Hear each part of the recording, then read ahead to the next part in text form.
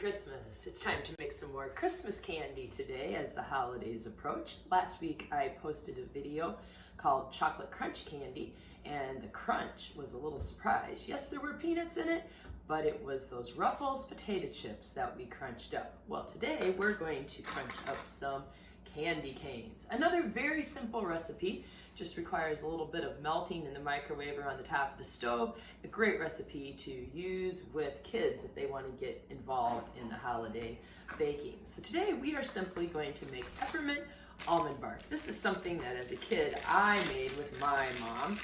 All of us kids always got in on the holiday baking, and this was just a simple one we could all do. So today I'm just going to make a small batch. I'm just going to use 1/2 package of the white bark candy. You guys called it almond bark. I think the traditional way to do this is to put almonds in it, but we're going to use the candy canes today. This is a 24-ounce package, so I am going to be melting 12 ounces of the almond bark.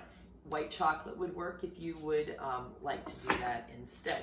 So I've been in the process of opening all the candy canes, and to me, that's the most difficult part of this recipe, is getting this plastic wrapper all the way off. Oh, that one came off easily. I have 16 candy canes here, and I'm on my last one. That's what usually happens, is it breaks partway through. Now, if your candy cane snaps into pieces while you're unwrapping it, no big deal, because in the end, we're gonna chop it up into some little slivers of candy canes. I like to do this in a ziplock bag, something that I can seal and then pound. So in go my 16 candy canes, including the broken ones. And then I don't want to pound this directly on my counter, so I just have a nice cutting board beneath. Let me get out as much of the air as I can. And then I just have a meat mallet, but a regular hammer would work if you don't have a meat mallet in your kitchen. I'm just going to use the flat side of it. And I'm going to pound away on one side, and I'll just kind of alternate back and forth between the sides until it's all broken up. I don't want any big pieces. I don't want some of these 1-inch long pieces. I really want it pretty well shattered.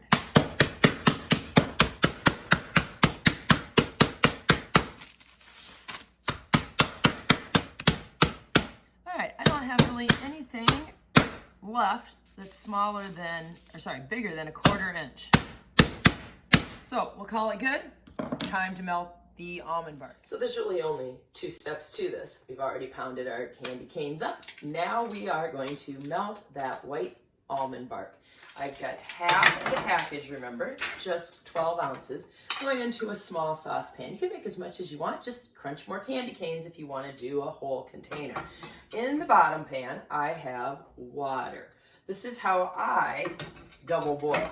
You can buy a double boiler where you put the water in the bottom and the pan sits a little nicer on the top of it than mine does. I'm going to, whoops, wrong burner, put this on to just medium to medium-high heat. I'll probably end up turning it down as we go. And I want that water to warm up and even come to a small simmer or a boil on the bottom, and that will just heat this inside pan. And my chocolate will melt nice and slowly, and I won't get any burning.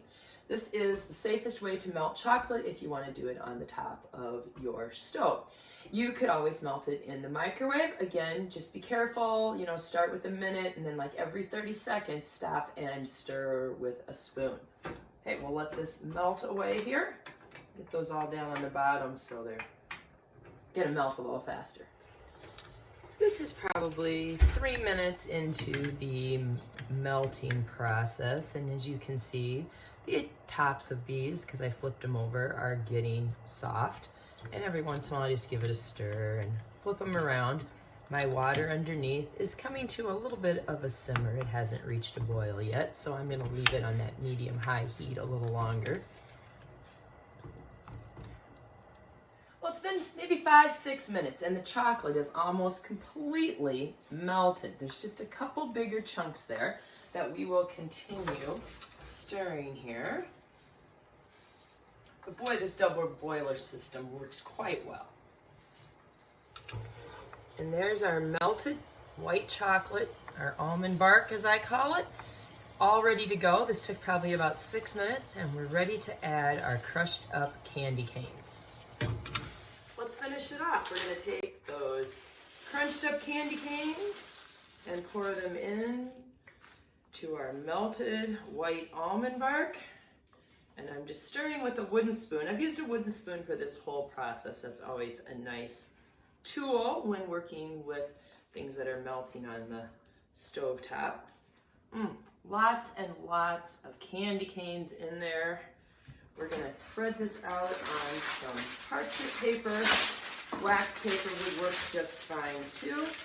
And we're gonna just make it a nice thin layer. Let it harden, and once it sets up, we'll be able to break it into some small pieces, a little more in a serving size.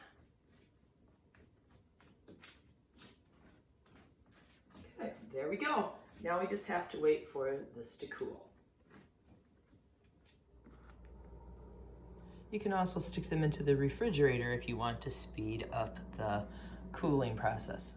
Well, the bark is nice and solid. I can actually peel it right off of that parchment paper into one giant piece of candy. Well, I suppose I could nibble on it that way, but I think we're gonna go ahead and just break it up. So I just break it into, 1 inch by 1 inch, 1 inch by 2 inch pieces. I'm adding my pieces to a plate that already has some peanut clusters on it. It just adds a little pop of color to this tray of Christmas goodies. The little pieces, I'll just have to give those a taste. That smooth chocolate, but now it's got this nice little crunch, and that peppermint from the candy canes is just such a nice holiday taste. And this is just one of the simplest things you can make. Almond bark with candy canes. What a simple but tasty holiday treat made with candy canes. Try the peppermint almond bark.